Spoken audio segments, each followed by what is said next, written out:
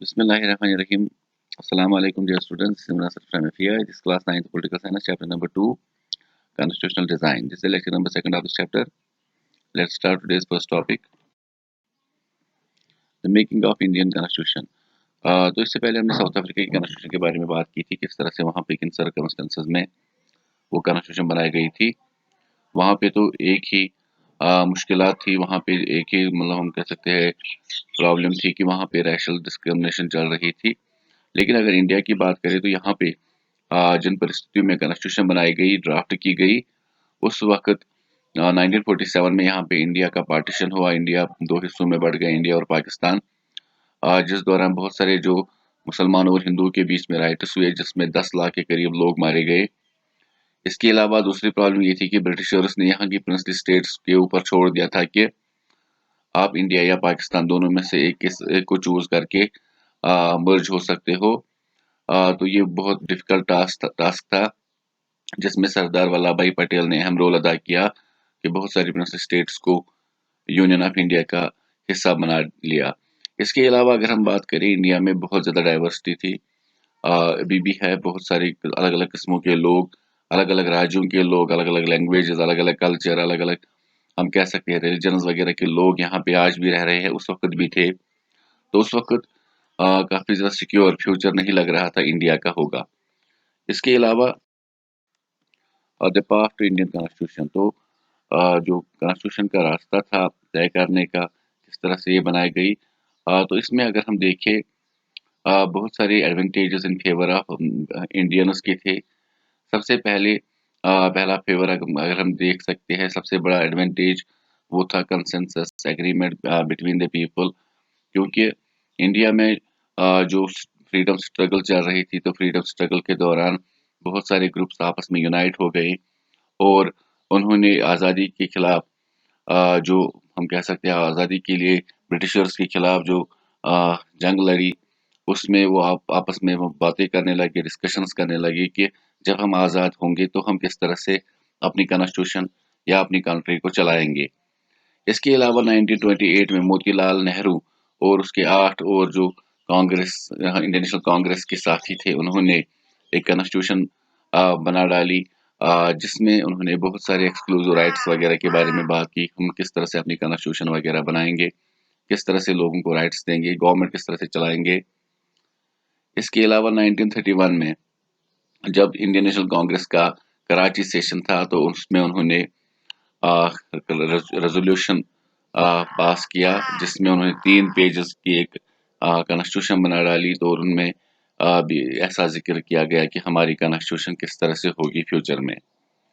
और अगर हम देखें इन सभी डॉक्यूमेंट्स में, चाहे मोतीलाल नेहरू का डॉक्यूमेंट हो या इसके अलावा कराची सेशन का, तो उसमें उन्होंने यूनिवर्सल एडल्ट फ्रेंचाइज की बात की कि तमाम एडल्ट पॉपुलेशन को वोटिंग राइट्स दी जाएंगी, राइट टू फ्रीडम, इक्वालिटी वगैरह, या जो माइनॉरिटीज़ वगैरह होंगे उनके राइट्स को प्रोटेक्ट किया जाएगा। तो इस तरह की बातें पहले से हो गई थी। इसके अलावा अगर हम बात करें तो इंडिया की कॉन्स्टिट्यूशन को अडॉप्ट करने में उन्होंने इंस्टीट्यूशंस की बात की थी, किस तरह से हमारी लॉज वगैरह बनेंगे, क्योंकि उनको एक्सपीरियंस हो गई थी जो ब्रिटिशर्स के साथ उन्होंने प्रोविंशियल लेजिस्लेटिव काउंसिल्स में काम किया था। क्योंकि जो ब्रिटिशर्स ने यहाँ पे अलग अलग प्रोविंसेस बनाई थी, उन प्रोविंसेस में लेजिस्लेचर होता था, जहाँ पे लॉज वगैरह बनाए जाते थे और उनमें इंडियन मेंबर्स को चुना जाता था। तो यहाँ पे इंडियंस को काफ़ी ज़्यादा एक्सपीरियंस हो गई थी कि इन लेजिस्लेचर्स में हम कैसे काम करेंगे, और फ्यूचर में उनको इस बात की एक्सपीरियंस बनी रही।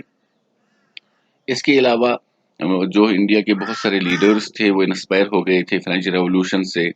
जिस तरह से फ्रांस में रेवोल्यूशन हुई थी, उन्होंने अपनी कॉन्स्टिट्यूशन बनाई थी, तो उनसे भी काफ़ी ज़्यादा गाइडेंस मिली। इसके अलावा पार्लियामेंट्री डेमोक्रेसी इन ब्रिटेन, इसके अलावा bill of rights in US, तो इन चीज़ों से भी काफ़ी ज़्यादा फ़ायदा यहाँ के लोगों को पहुँचा। यहाँ के लीडर्स अवेयर थे कि उन कंट्रीज़ ने किस तरह से अपनी कॉन्स्टिट्यूशन बनाई है, किन किन एलिमेंट्स को उन्होंने अपनी कॉन्स्टिट्यूशन में डाला है, किस तरह से अपनी कंट्रीज़ को वो डेवलपमेंट की ओर बढ़ा रहे हैं। तो इस चीज़ का एक्सपीरियंस हो गया था इंडियंस को भी।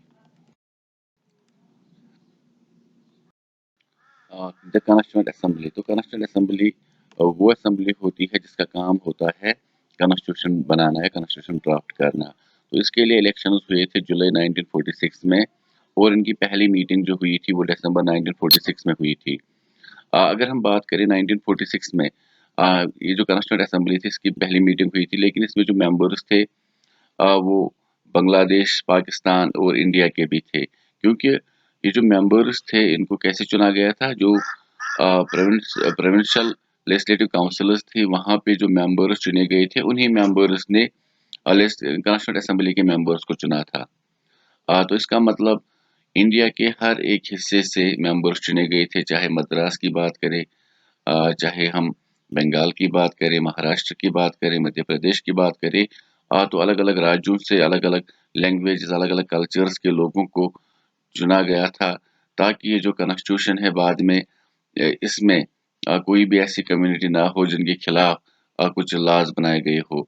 तो इसके अलावा अगर हम देखें, पहले जब कॉन्स्टिट्यूंट असेंबली के लिए इलेक्शंस हुए थे 1946 में, उसमें 389 मेंबर्स को चुना गया था, लेकिन उसके बाद 1947 में जब पार्टीशन हुआ इंडिया और पाकिस्तान का, तो जो इंडिया, पाकिस्तान और बांग्लादेश के मेंबर्स थे वो तो इंडिया की कॉन्स्टिट्यूशन नहीं बना सकते थे, तो इंडिया में टोटल बचते हैं फिर 299 मेंबर्स, जिनको जिम्मेदारी दी गई कि वो कॉन्स्टिट्यूशन बनाए। तो इस कॉन्स्टिट्यूशन को बनाने में 2 साल 11 महीने और 18 दिन लगे, और फाइनली ये असेंबली जो थी अडॉप्ट हुई 26 ऑफ नवंबर 1949 को। मगर इसको 2 महीने फिर डेफर किया गया, और इसको फाइनली पास किया गया, इफेक्ट में लाया गया 26 ऑफ जनवरी 1950 को। क्योंकि इस दिन ही क्यों? क्योंकि अगर हम बात करें, जवाहरलाल नेहरू जब कांग्रेस के प्रेसिडेंट बने थे लाहौर सेशन में, तो उस दौरान उन्होंने पूर्ण स्वराज का नारा दिया था और उन्होंने कहा था 31 of January 1931 will be our independence day. तो उस 26 ऑफ जनवरी को इज्जत देने के लिए उन्होंने फिर 26 ऑफ जनवरी 1950 को ही हम कह सकते हैं कॉन्स्टिट्यूशन को इफेक्ट में लाया, और इसी दिन को हर साल इंडिया में एज रिपब्लिक डे मनाया जाता है। इसके Why should we accept the constitution made by this assembly more than 6 decades ago? तो अगर हम बात करें इस कॉन्स्टिट्यूशन को आज भी लोग क्यों एक्सेप्ट करते हैं, जबकि ये 6-7 दहाइयों पहले बनी हुई है। लेकिन अगर हम यहाँ पे बात करें, ये जो कॉन्स्टिट्यूशन थी, जैसे मैंने पहले ही कहा कि इसके जो कॉन्स्टिट्यूंट असेंबली के मेंबर्स थे जिन्होंने ड्राफ्ट की कॉन्स्टिट्यूशन को, उनको थ्रू आउट इंडिया चुना गया था। और साथ में ये चीज़ भी ज़रूरी है कि कॉन्स्टिट्यूंट असेंबली के प्रेसिडेंट डॉक्टर राजेंद्र प्रसाद थे, और ड्राफ्टिंग कमेटी के चेयरमैन थे डॉक्टर बी आर अम्बेडकर, जिनको फादर ऑफ इंडियन कॉन्स्टिट्यूशन भी कहते हैं। तो यहाँ पे कोई ऐसी ही चीज़ कॉन्स्टिट्यूशन में इंक्लूड नहीं की जाती थी, बल्कि जब कोई भी हम कह सकते हैं पहले ड्राफ्टिंग कमेटी क्या करती थी, वो पॉइंट्स वगैरह लिखती थी कि हमें कॉन्स्टिट्यूशन में क्या-क्या इंक्लूड करना है। उसके बाद उन पे क्लास बाय क्लास डिस्कशंस होती थी। तकरीबन 2000 से ज़्यादा अमेंडमेंट्स की गई। अमेंडमेंट का मतलब होता है चेंज वगैरह लाना। तो कॉन्स्टिट्यूशन और अमेंडमेंट को हम एक साथ कभी-कभी इस्तेमाल करते हैं। एक्चुअली में कॉन्स्टिट्यूशन में जो भी चीज़ें ऐड करनी हो, कोई चीज़ चेंज करनी हो, उसको हम अमेंडमेंट बोलते हैं। तो हर एक चीज़ पे डिस्कशंस, डिबेट्स होते थे। उन डिबेट्स वगैरह को कॉन्स्टिट्यूएंट असेंबली डिबेट्स कहा जाता है, जिनको आज भी प्रिजर्व किया गया है। क्योंकि किसी भी कॉन्स्टिट्यूएंट असेंबली के जो मेंबर्स थे, जब वो कोई पॉइंट वगैरह लिखते थे, तो उनको आम लोगों को समझना आसान नहीं होता था। लेकिन अब किसी को अगर समझना होता है, तो वो उन रिकॉर्डेड कॉन्स्टिट्यूएंट असेंबली डिबेट्स को देख सकता है। इसके अलावा किसी भी बड़े सोशल ग्रुप, किसी रिलीजियस ग्रुप या फिर किसी बड़ी पॉलिटिकल पार्टी ने कॉन्स्टिट्यूशन के किसी भी चीज़ को चैलेंज नहीं किया है। हमें पता है कि कॉन्स्टिट्यूशन में बहुत सारी चीज़ें ऐड हुई है, या कुछ चीज़ें इसमें डिलीट भी की गई है, जैसे कि आर्टिकल 370 जो कश्मीर को स्पेशल राइट्स वगैरह प्रोवाइड करता था, जम्मू कश्मीर को। तो कुछ चेंजेस होती रहती है, लेकिन जो मेन मोटिव्स वगैरह है, या जो राइट्स वगैरह हमारी कॉन्स्टिट्यूशन प्रोवाइड करती है, वो चीज़ें सभी एक्सेप्ट करते हैं। तो यहाँ पे अगर हम देखें, ये कॉन्स्टिट्यूएंट असेंबली जो थे वो रिप्रेजेंट करते थे इंडिया को, तो वो कहीं और के मेंबर्स नहीं थे, और साथ में वो अलग-अलग सोशल ग्रुप्स वगैरह, जैसे मैंने पहले ही कहा था, तो थ्रू आउट इंडिया उनको चुना गया था अलग-अलग प्रोविंसेस से। तो इसमें चैलेंज की कोई बात ही नहीं है। तो इंशाल्लाह इसमें कुछ और भी टॉपिक्स है वो आने वाली वीडियो में हम कवर करेंगे। तब तक के लिए स्टे सेफ, ही अमान अल्लाह।